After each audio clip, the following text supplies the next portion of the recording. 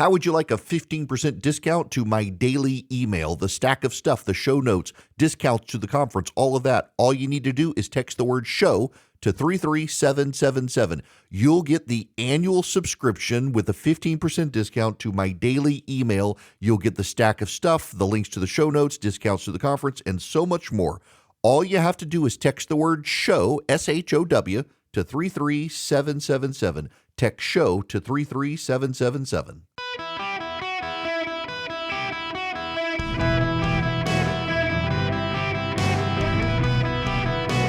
Welcome to the Eric Erickson Show podcast, Hour 1. Hello, America. Welcome. It is Eric Erickson here across the United States. The phone number is 877-973-7425.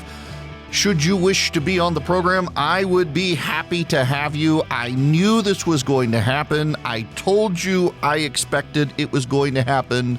And it has happened. So let's step back. What is one of the galvanizing issues right now?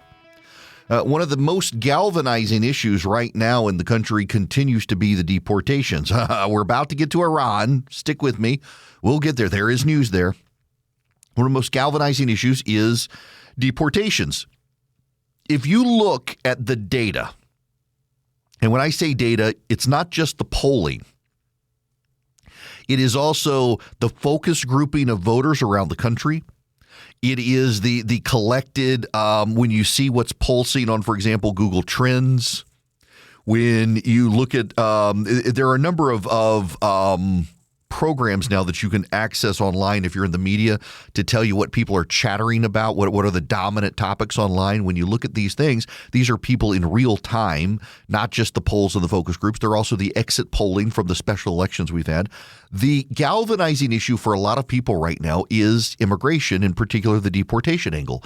And people aren't comfortable with the way Kristi Noem handled it with Border Patrol. Ironically, ICE continues to get the blame, even though it's not ICE's fault. It was not ICE that dealt with the Renee Good. It was not ICE that dealt with Alex Preddy. It was, in fact, Border Patrol. And Border Patrol consistently gets the blame these days. And that is causing all sorts of problems for ICE in general, that they're having to deal with the situation. I want to play for you Governor Andy Beshear, who is perceived to be a moderate Democrat. Served as the chief law enforcement officer in Kentucky for 4 years. I've led law enforcement groups. I've worked with law enforcement from the federal to the local level. As governor, we run the training for local law enforcement, and you are technically the head of the Kentucky State Police. What we see with ICE is an out-of-control law enforcement organization. They have an American body count. That's their new line. They have an American body count, and it's not them. It's Border Patrol. This is Jake Auchincloss, the congressman. Are appropriate for a free people. We want there to be masks off, body cameras on. We think that if you have a badge and a gun, you shouldn't also have a mask. We want an end to the dragnet operations and warrantless searches of people's homes. And we want ICE to reprioritize towards border security and towards deporting criminals. For example, there's 29,000 unauthorized immigrants in the United States with a conviction for murder or rape. ICE has deported fewer than 5%. By the way, they're working on the rest of them, but they got to go round them up, and the Republicans aren't going to agree to those demands. The Democrats are, you notice they're using the reform language, and the reform language ultimately amounts to the abolishment of ICE. So for perspective here, and this makes Democrats and progressives really mad when you point it out, but it's true. The Republicans have pivoted on deportations. They've got ICE back in charge. Kristi Noem is nowhere to be seen.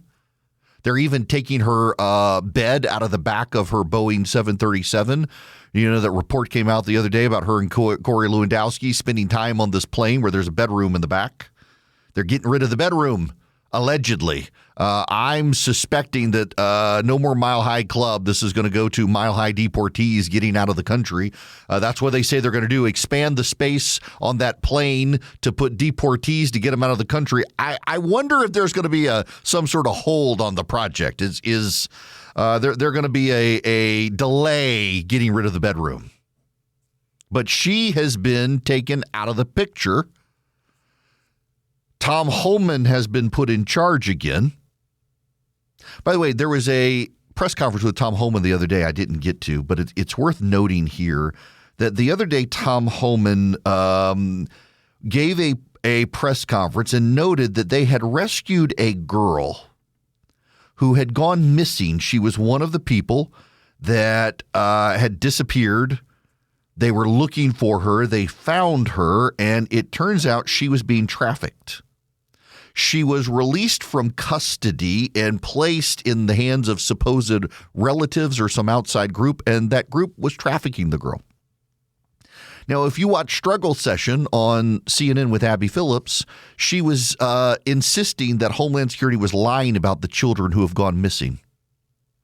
She insisted it wasn't true. She treated it as a fact that Homeland Security was lying. And along comes Tom Homan, who says it's not a lie, and here's an example of a minor who was being sexually trafficked by men who had gotten her out of a deportation facility. Where's the cleanup at CNN on this? They've just decided not to talk about it. So the Republicans are pivoting on the issue, and the Democrats can't. The Democrats are doubling down on ICE needs to go, or ICE needs to be reformed in such a way that it can't do its job, and Donald Trump is bad. Now, this gets back to what I was talking about yesterday. The Republican game plan for the economy for the campaign is going to be the economy, the economy, the economy, the economy. It's all going to be the economy. They're going to focus on the economy. They believe that they have a story to tell, that if Americans recognize it, coinciding with the arrival of their tax refunds, that Americans will like it. If you don't think they got a story to tell, this is CNBC from this morning. Breaking news on this Thursday morning. Let's start out with jobless claims, shall we? Initial claims expected to be around 225,000. 206,000. 206,000. That would be the smallest amount going back to the second week in January when it was 199,000. These are really low by history standards.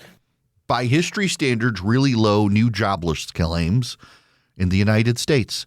Tax refunds are expected to be 11% higher this year.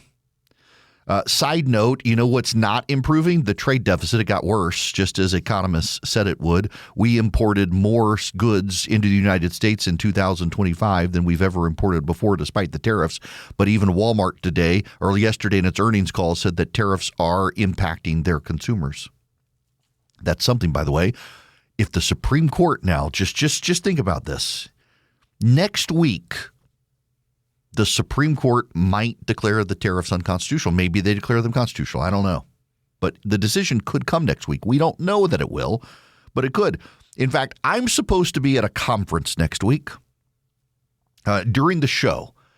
And my plan, and I've worked it out with them, is I will, as needed, I might pre-record a half hour so I can go take care of some business and then come back, do the show live. But I'm taking my equipment. I don't want to do pre-recorded shows next week. I want to do live shows because the Supreme Court decisions, they might come out next week. So I want to have all my equipment with me. Don't want to be pre-recording shows. There's the Iran situation stuff. So I will be here with you live next week. And the conference got to take second priority to you guys. And part of that is the Supreme Court could say these things are unconstitutional. I don't know. I would be actually surprised if they said they're constitutional. And they may say, you know what, Congress can delegate this power, so Congress delegated the power. I don't know that they will. We'll see. But if the Supreme Court got rid of the tariffs, you know the market's going to go up. And the prices will go down as the tariff goes away. Consumers and businesses, they might get refunds from the government. My suspicion is what the Supreme Court will do is say, hey, you can't do this anymore, but you don't have to refund the money. That I think they'll split the baby. I think they will be Solomon-esque in that regard. But the Republicans are going to pivot to the economy. The Republicans have made changes on ICE. The president, when confronted, can say, hey, I put Tom Homan back in charge. Kristi Noem's not in charge anymore. It's Tom Homan. The Democrats are still insisting that ICE be defunded. I put Tom Homan back in charge, that we've taken all of our border agents out of Minnesota. We've wound down operations there. We accomplished our mission. We've moved on to other states, and the Democrats are still beating the same drum. I can change. Why can't they? Because remember, the criticism of Trump is he's incapable of change. And the Democrats, all they can do is say Orange Man bad. I mean, that really is the entirety of the Democratic argument for 2026 is Orange Man bad. Donald Trump's an authoritarian tyrant, and we have to get rid of Donald Trump by showing up and freely democratically voting for president of the United States and Congress because he's an authoritarian tyrant, and we've got to get rid of him by voting in an election which is democratic, which you can't do in an authoritarian tyranny. But nonetheless, my fear, though, is that Republicans might talk themselves out of showing up. You know, over at the Federalist, they're running hysterical stories now that if the SAVE Act is not passed, the Republicans are going to lose in November. Now, this is setting up the mythology of stolen elections just so no one has to confront the fact that the Republicans will probably lose in November just because simply they're the Republicans of the White House. Even the White House staff advised members of Congress on Monday night that they do expect Republicans to lose seats in the House of Representatives. So this nightmare scenario of if we don't pass the SAVE Act, we're not going to win. So how did Donald Trump win in 2024? How did Republicans take back the House and the Senate? They didn't have the SAVE Act. How was it possible? Stop Republicans trying to mythologize in advance your losses to claim it's something other than the standard. I don't know that people will fall for it. I think it's ridiculous to say if we don't pass this piece of legislation that we didn't have the last time we won, we're now going to lose. Way to talk Republicans out of even going to vote.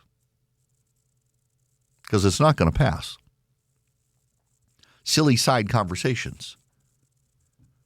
The Republicans probably are going to lose some seats, but if they focus on the economy and the Democrats are focusing on Donald Trump as bad, the Republicans are probably going to do pretty well in the midterms because there's also some data out there I want to get to at the bottom of the hour that there's new polling out on the Democratic Party.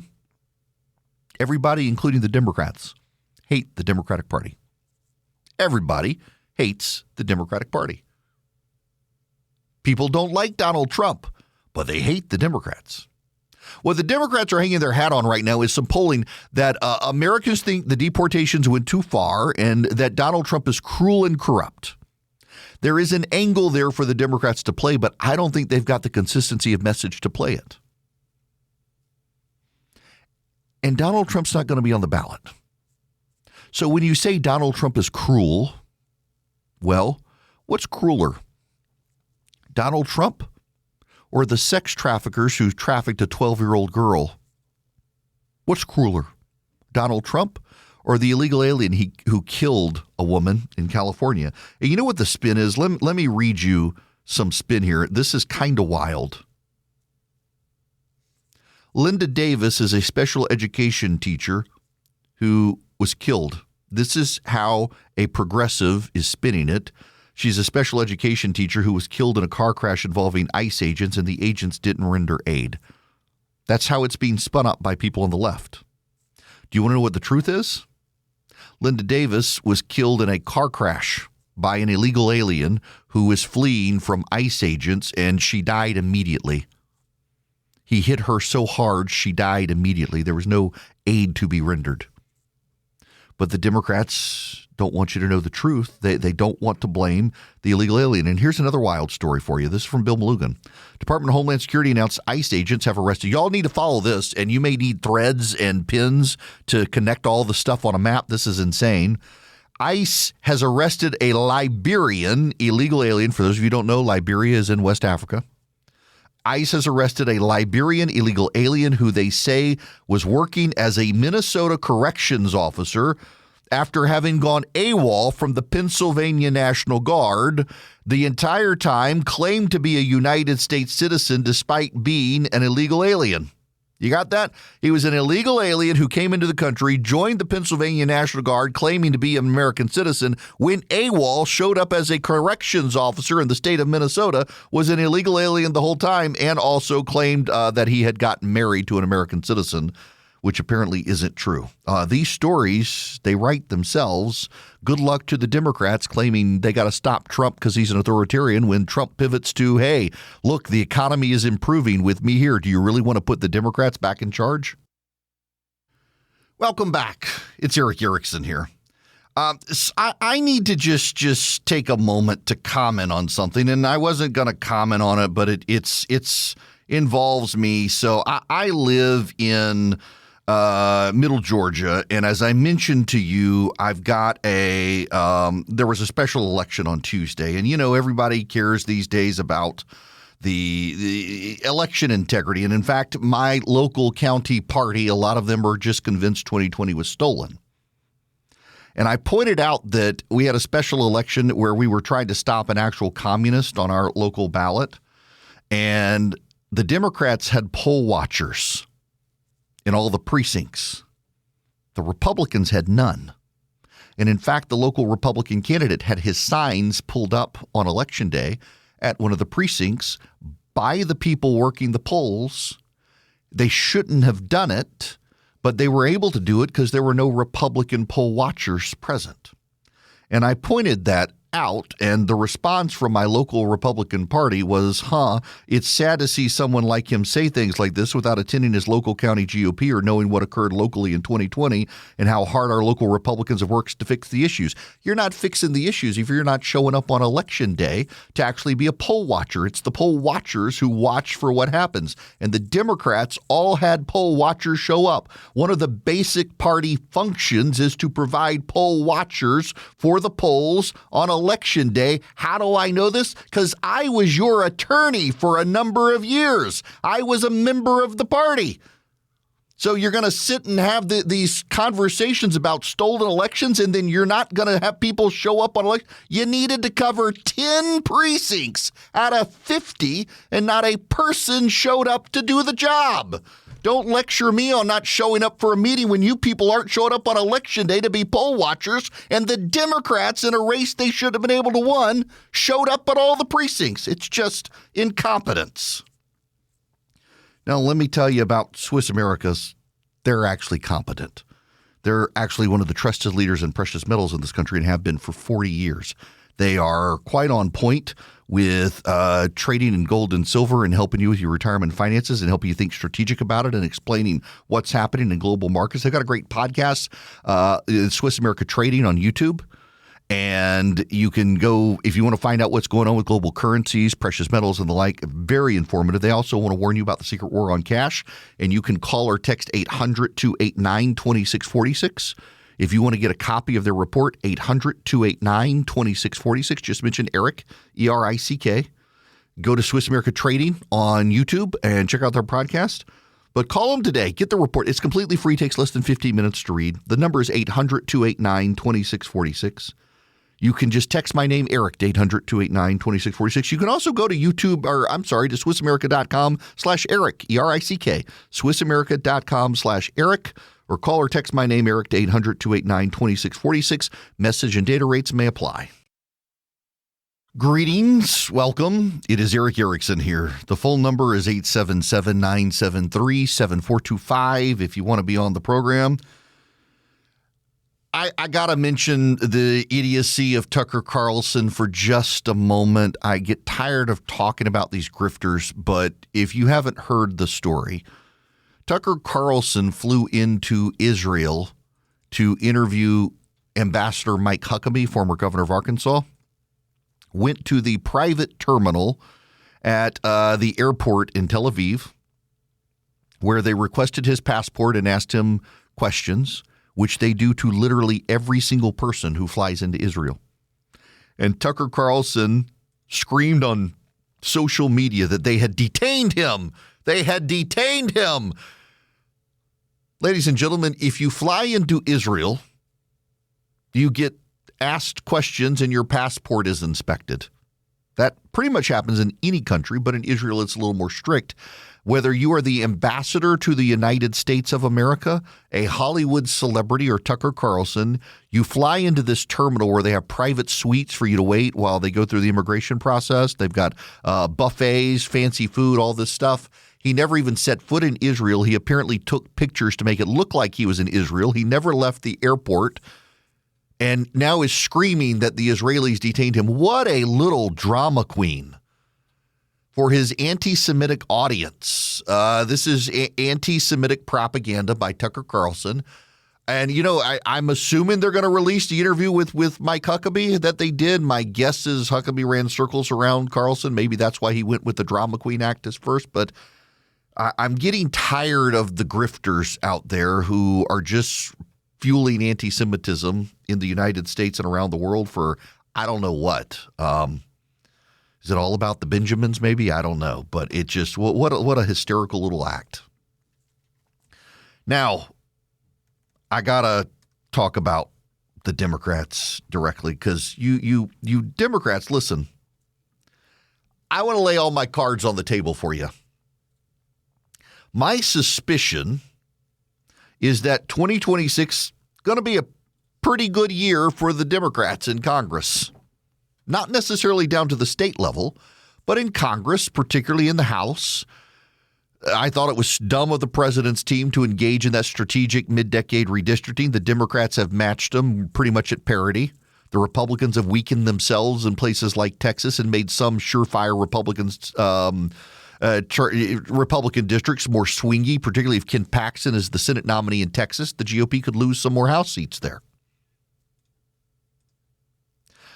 But I don't think the Republicans are going to do as bad in November as some people think. I don't know that there's going to be a blue wave. Now, the dynamic can change. It's still early in the year. The economy, something could happen. There could be more backlash against the president, things like that. But I just don't know that there's going to be a blue wave. And then I saw the story, the AP NORC poll, they're a pretty good polling group. Democratic candidates have notched a series of wins in recent special elections, but a new AP NORC poll finds views of the Democratic Party, even among rank-and-file Democrats, have not bounced back since President Trump's victory in 2024. Only about 7 in 10 Democrats have a positive view of the Democratic Party. While the overwhelming majority of Democrats still feel good about the party, they're much less positive than they've been in the past. The midterm elections are still many months away, and lackluster favorability doesn't spell electoral doom. Other factors could benefit Democrats this year, including broadly negative views of Trump and other Republicans. Additionally, recent polling has found independents tend to identify more with the party that's out of power, which could boost Democrats this year, too. Historically, the party not in the White House has picked up seats in Congress in midterm elections. But there's always a but. When you add those things, you know the but is coming, and here it is. The lack of enthusiasm could be a longer-term problem for the party. Democrats' favorability of their party plummeted after the 24 election from 85% in September 2024 to 67% in October of 2025. And despite overwhelming victories in November's off-season elections and a string of wins since then, those views haven't recovered. Other polls indicate the Democrats are frustrated with their party. And also, Republicans are more enthusiastic with their party. And also, Democrats, you are more hated by the public than Donald Trump is. There's a difference between not liking something and hating something. Like, for example, I don't like broccoli, but I positively hate peaches. Don't at me, Georgians. I don't like the smell of peaches. I don't like the taste of peaches. I don't like the look of peaches. I don't like peaches. I mean, I really hate peaches. I don't want peaches anywhere near me. I make peach ice cream for my wife and then sterilize my ice cream maker. I have never liked peaches. I don't like them. I'm just positively revile a peach. And I live in the peach state. Deep irony here. They actually sell more blueberries in the state than peaches. So, I mean, there is that. But nope, I hate the peaches. I don't like broccoli. I'm not a big fruit eater. I eat vegetables. You give me the vegetable, I'll probably eat it. But I don't really care for fruit. When I was a kid, I got sick on a lot of fruit, and I'll eat an apple. I don't mind bananas, except my toothless grandfather used to smack on them, and my sisters and I, we can't eat bananas anymore just because we're reminded of our grandfather who had no front teeth, and that was about all that and Campbell's vegetable soup. Can't eat that either, and it's all just from watching my grandfather. I realize this is way too much information. Off the rails, Erickson. Pull it back. Pull it back. You're getting 30 feet over the runway. Pull up. I hate peaches. I do. I don't like broccoli, but I'll eat it. I will not eat a peach. If you put a gun to my head and tell me to eat a peach, or else I will say I will gladly eat your bullet. That is how much I feel strongly about peaches. Don't like them. Strawberries, too, for that matter. I know. Some of you are like, my God, I've been listening to this man. But there's a difference between not liking something and hating something. That is the point here. Focus on that, not Eric Erickson's weird dietary issues with fruit. There's a difference between not liking something and hating something. And the American public doesn't like Donald Trump. But the American public hates the Democratic Party. Now, why don't they like Donald Trump? They don't like Donald Trump for a host of reasons. They do believe he and his family are corrupt and gaming the system, something the Democrats could focus on but choose not to. They do think Donald Trump has been very cruel in his handling of deportations, but they more blame Kristi Noem than Donald Trump. They do believe that Donald Trump is not a great president. They do believe that his tariffs are bad. They do believe that the president is out of touch now with the concerns of the middle class. They do believe all of these things about the president of the United States, and they don't like him. You may love the president. Spare me your emails that I love Donald Trump. I don't know what you're talking about. That happens every single time. I point out that generally, broadly speaking, the American public does not like Donald Trump. And I get some boomer, probably with blue hair, to email me and say, I don't know what you're talking about. I love Donald Trump. If I were young, I'd be having his baby. I don't care about you and your sexual kink with Donald Trump. I care that the data says most Americans don't like him. And that same data says they hate the Democratic Party. They may not like Donald Trump, but they positively hate the people who want abortion on demand in America. They positively hate the people who want boys to play in girls' sports. They positively hate the people who can't tell you what a boy and a girl are. They positively hate the people who for 4 years told them Joe Biden was just fine and the economy was good and inflation was transitory and Iran should have a nuclear program. They don't like Donald Trump, as I don't like broccoli, but they hate the Democrats, as I hate peaches. And that's a problem for the Democratic Party. And my suspicion is here's what's going to happen. Democrats, they're probably going to pick up House seats. They might take control of the House. If Ken Paxton gets elected in Texas for the Republican Party, they might actually win the Senate in November. That's less likely. And then they're going to look at this and say, the people, they love us. No, the people hate your guts. They just want to check on Donald Trump. They're frustrated with his own party not standing up to him on things like tariffs. But that doesn't mean they like you. They just want to check on Trump. And you people are going to get elected in November and think that means that in 2028 you're going to have a banner year. No, probably means you're going to get blown out of the water because of your overconfidence. Let me just put the Democratic Party in framing for you today. Yesterday, February 17th.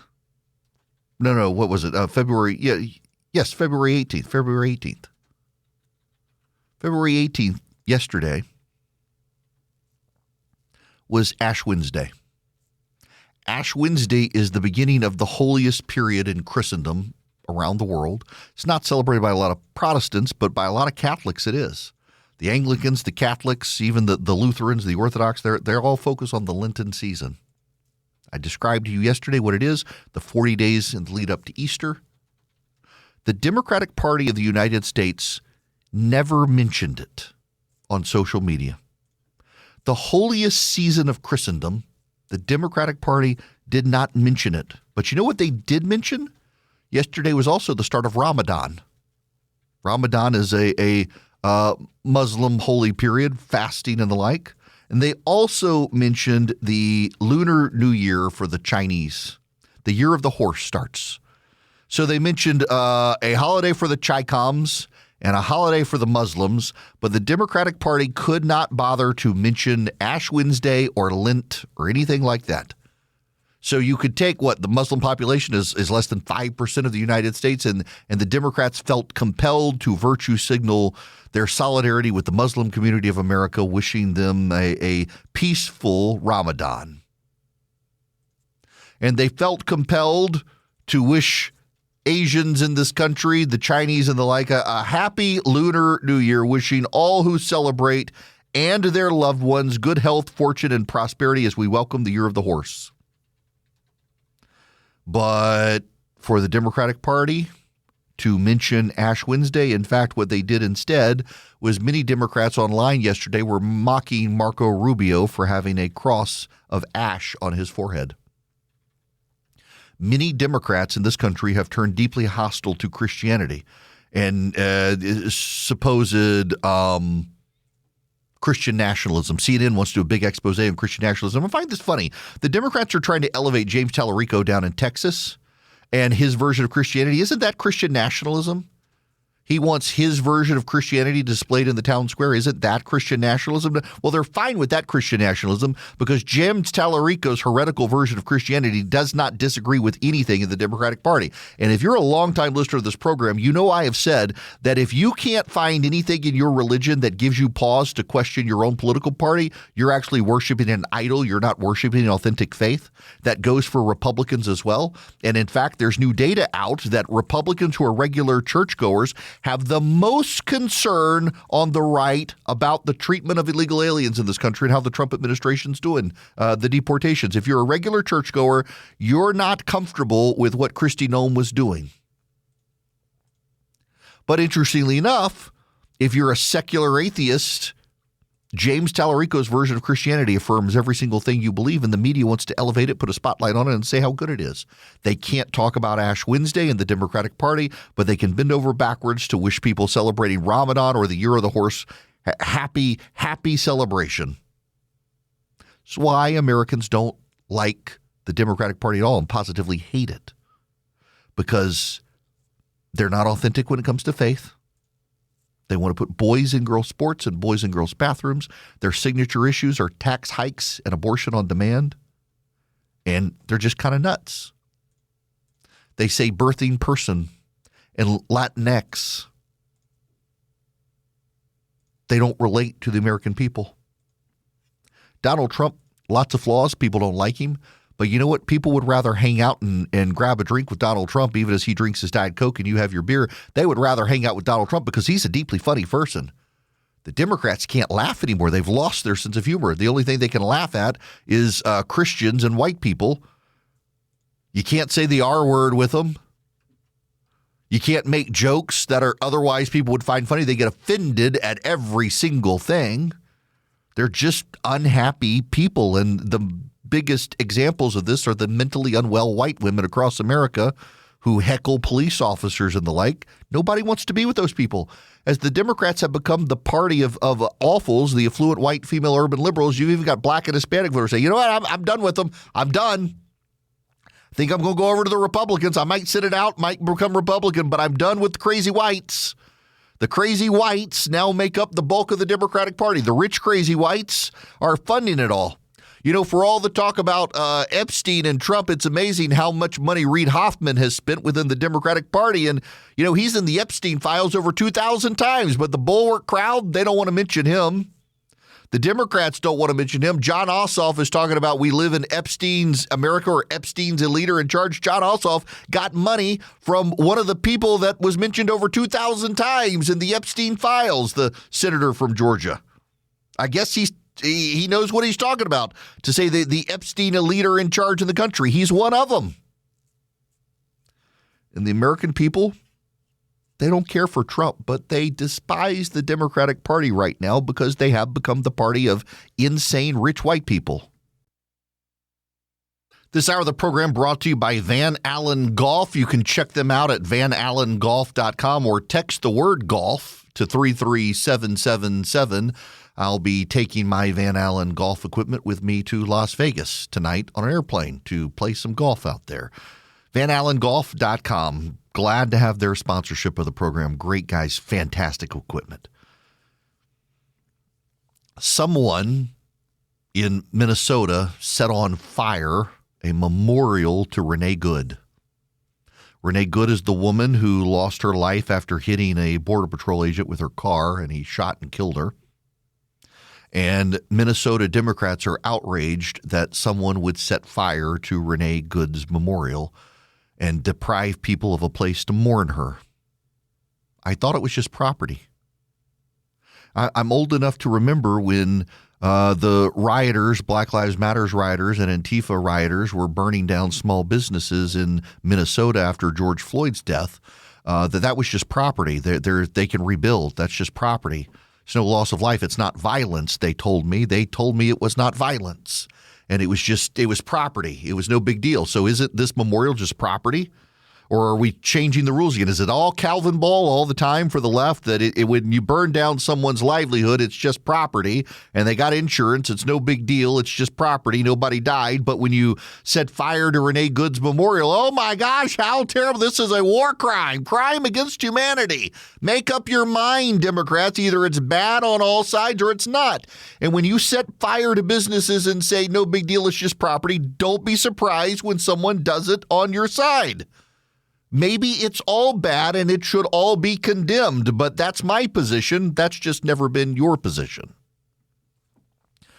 My position is also that you people need a tankless water heater from Rinnai to stop the fighting in your family when you run out of hot water after someone stayed in the shower too long. You will never run out of hot water again. Ditch your tank. Go to talkingtankless.com. Find out how to go tankless. You can do it in your present home. You can upgrade. It's a reasonably priced tankless water heater from Rinnai. I've got one in my house that has stopped the fighting among my kids. They no longer have to spread out their showers at night.